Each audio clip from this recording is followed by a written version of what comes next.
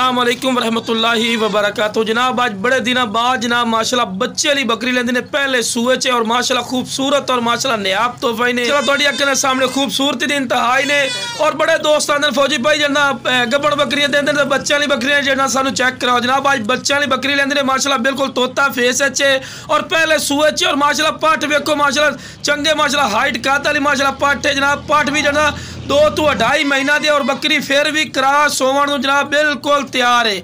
और जनाब शुरू तो जनाब जा रहे हैं कि तुहानू पता लगे कि सेहतमंद और माशाल्लाह एक्टिव है तंदुरुस्त है चारा भी खवा के विखा रहा। तो लो जनाब माशाल्लाह बिल्कुल तोता फेस और चंगी झालर है और वाइट अख दे विच माशाल्लाह अख वेखो जिवें नगीना होंदा माशाल्लाह और बिल्कुल तोता फेस चंगी झालर और कन्ना दी लेंथ वेखो चौड़े और लंबे कन और माशाल्लाह फेस ब्यूटी चेक करो बिरा खूबसूरती है तुहाडी अखां दे सामने माशाल्लाह हर पॉइंट ए प्लस और ढिल्ली चमड़ी दे विच और बिल्कुल बरीक पशम और माशाल्लाह खूबसूरत और माशाल्लाह न्याब चीज़ ने जनाब इस तरह खड़ी जिवें बकरे खड़े होंदे जनाब तुसीं खुद भी चेक कर सकते हैं। चंगी वेल अच्छे दो वेखो बिल्कुल तीर वाली कर सीधी कन्ना की चौड़ाई चेक करो चंगे लापर माशाल्लाह कानिसू और पठ वेखो कितनी प्यारी माशाल्लाह जिवें मां दा कलर है उवें माशाल्लाह पठ दा कलर है। चली बकरी दा रेट बिल्कुल मकूल कर सा वेखो ना जी 2 तो 2.5 महीने दी माशाल्लाह पठ है बकरी फिर भी क्रॉस होने नूं 100% तैयार है। जनाब बकरा होवे जनाब 5-7 दिनों दे विच क्रॉस हो जासी तो जनाब 2 महीना बाद वेखो कि इस पठ पैसे पूरे कर जावण जिस रेट ते असीं तुहानूं देवना। तो लो जनाब तुहानूं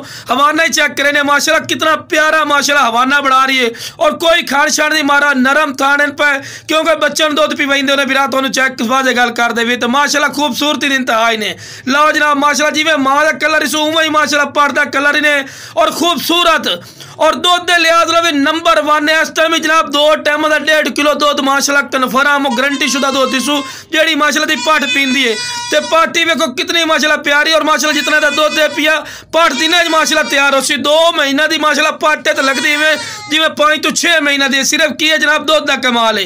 तो रेट की गल की जाए जनाब मंडी के लिहाज ना लगे जाओ तो 50-55 हज़ार रुपए की लेकिन मेरा सारा राबता कर सी इंशाल्लाह थोड़ी सोच तो भी कम रेट ते देवांगे तो खूबसूरती इस तो माशाल्लाह बाद खूबसूरती कोई नहीं होंदी हर पॉइंट वालों माशाल्लाह प्लस है। तो पाठी वेखो वाइट अख दे विच ने कोई गदरी गुदरी अख च नहीं और दोम वेखो पठ दी बिल्कुल तीर वाली कर सकती और डबल हड्डी है मोटी पठ। तो लो जनाब चट रही है बच्चे अपने चेक कर सकते हैं माशाल्लाह खूबसूरत और माशाल्लाह नायाब तोहफा ने। तो एक बार फिर जनाब चारा वगैरह खवा के विखा रहे कि तुहानूं पता लगेगा।